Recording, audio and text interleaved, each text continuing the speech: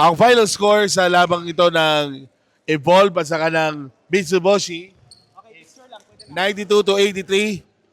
Best player, we have Val Stacy Go with 28 points, 70 rebounds, 4 assists, and 1 steal. Ang ating defensive player of the game with 11 rebounds and 3 steals, Mayong!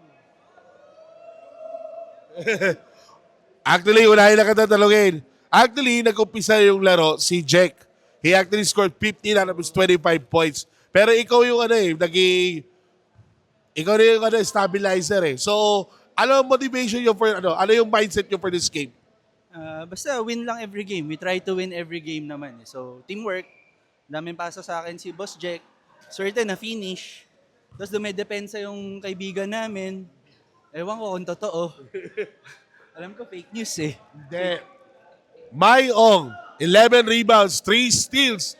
So, medyo late ka pa nun, pero anong impact na binigay mo sa team? Ano yung inspiration mo dito? Gusto na namin umuwi. Late na eh. Oy! I like your answer. Gusto mo talaga umuwi. Yun lang talaga. Pero, now, malapit na matapos itong season na to. So, ano gusto nyo pa ma-expect pa? Basta we keep winning yung games namin. Tapos mag-gel palalo. Improve yung team. Yun naman lagi habol namin. Kulang kami ngayon eh. Wala si Tonyo, tsaka si Chingpo, tsaka si Boss Eric. Miss namin yung tatlo. Kaya kailangan. Oh, so, meron po kayo babatiin. Ay, unahin natin to. Wala, okay. Okay na.